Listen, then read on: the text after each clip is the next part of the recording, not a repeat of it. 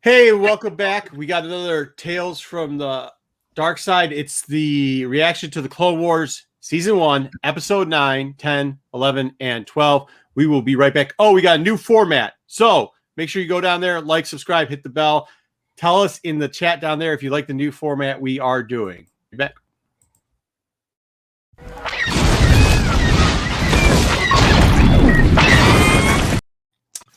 Okay, so we're going to have Pete run a couple things for us real quickly.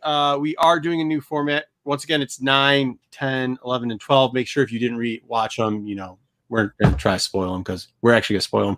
We're going to have some of it playing in the background or foreground and kind of talk over it a little bit. The first thing we have here is the title. Season 1, number 9. We didn't do a good job at that. Season 1, number 9 is Cloak of Darkness. The Jen part. Jen, here we go. Ignore your instincts at your own peril. At your peril. So, yeah. Sorry. That's all right. Ignore your words in. That's cool. Whatever.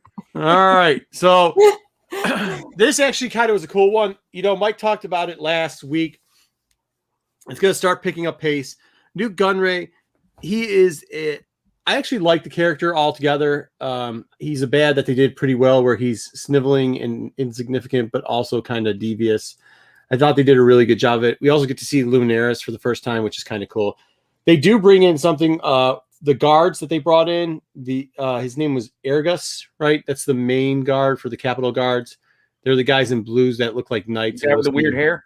Yes, yeah. The guy with the very well coiffed hair that we will see sooner than later. Obviously, there's a difference between them and the clones. Here he is right there. There he is. That's Argus. Yeah, his hair and eyebrows are something Looks like he's straight out of the Hercules Disney cartoon. I'm telling you, he's the prince from Shrek. Oh, that's what you were saying. Yeah. He's just a knockoff of the prince from Shrek. He's just, the way he talks and acts and everything. It's like, dude, you're from, what is that, Wonderland or whatever the on Shrek is. Oh, yeah.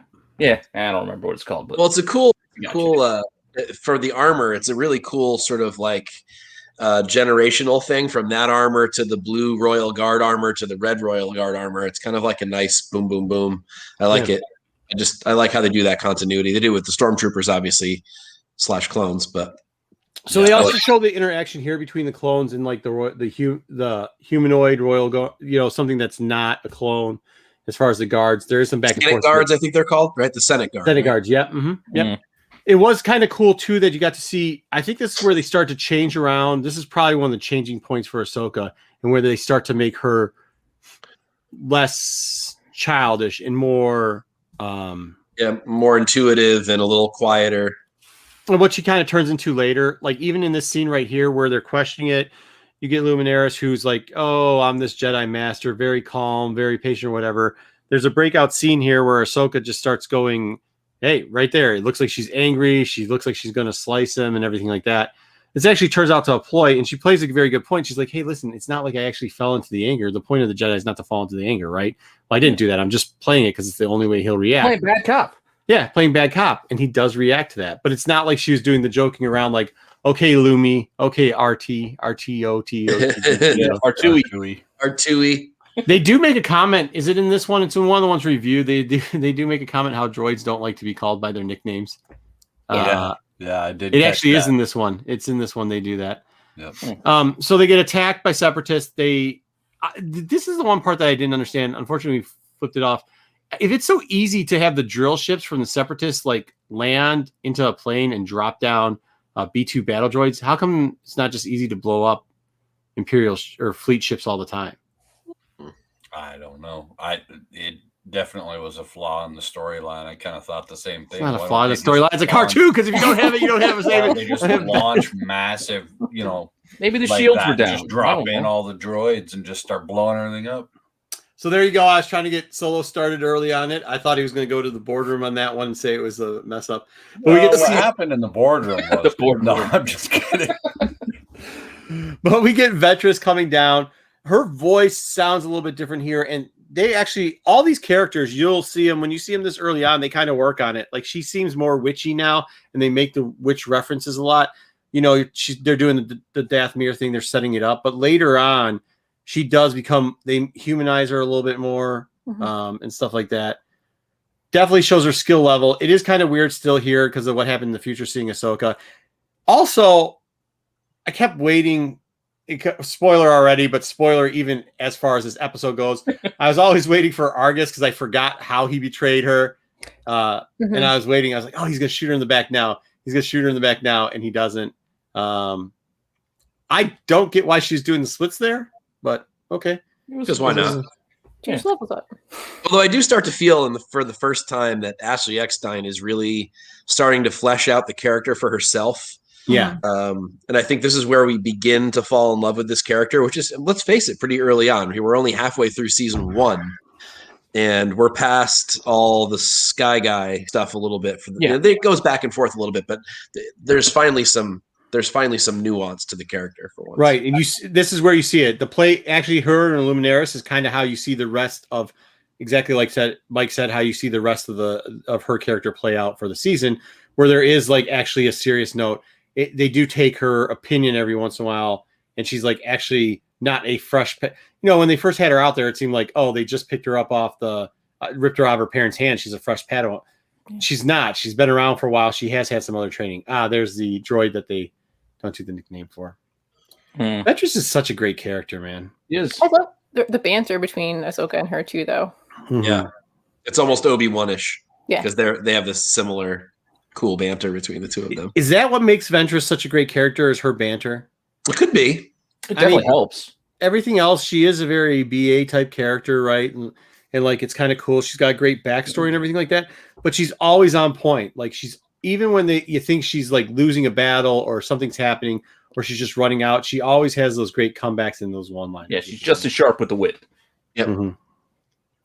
Man, well, they progress her character really well too, because in a few episodes back and everything, we see her fail quite a bit, and now this is one of the very first times that we start seeing her plan come to fruition and start to do more honing. She starts to hone her talents as an assassin better. Huh. Interesting footnote from the chat from JJ. What did JJ say the answer was? Oh. Okay, so he was asking if you knew who the writer was. The writer was Batman, the animated series writer, / Harley Quinn creator, Paul Dini? Dini. That's cool. Thank you, JJ. Yeah. Good to see you in the chats. Good to always talk. Oh, there they are. So those are the ships. How are they going? Just like they get in so easily. I don't understand it. They can't hit them. Whatever. Oh, well. Because everything else is so realistic. Yeah, I know. I just thought as soon as I saw that, I was like, "Oh man, here goes Solo's going to the boardroom today. There he goes. Yep, there's the boardroom." And it's not just this. I mean, it's in all these series and all these cartoons. I mean, it happens in Gandhi. It happens in the movies. I don't understand how so many people can have so many laser firing weapons, whether it be on the ships, in their hands, and they just miss repeatedly. And hey, Solo, it was great to have you. You have a great night now. You fire so many times and miss. It just whatever. Have you seen paintball? Like if you come paintballing, there's paintball things everywhere. People aren't hitting just the Yeah. Yeah. Maybe they sacrifice That's a valid accuracy for the point. sheer volume of having a laser I didn't blast. think about that. I didn't think about the paintball thing, but yeah. But no. But you think they're all trained, so it would be. And then also, like if you're a robot, then your accuracy should be better, right? Okay, let's rewrite this episode with good aim. Everybody has good aim. Hey, we have to get Aja Ventress onto this ship. Nope.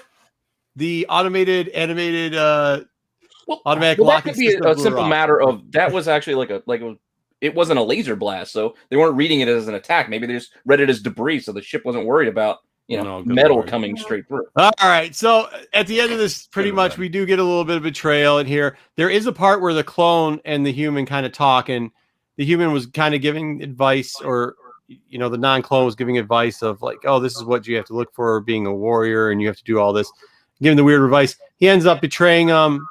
He ends up doing a little talk back. We get the great Ventress, as we talked about earlier, fighting Luminara. For Luminara. You got hit, dude. Luminara. Yeah, and I love Luminari's character, and spoiler alert, she may or may not have some stuff happen later on that I will try not to reveal. I like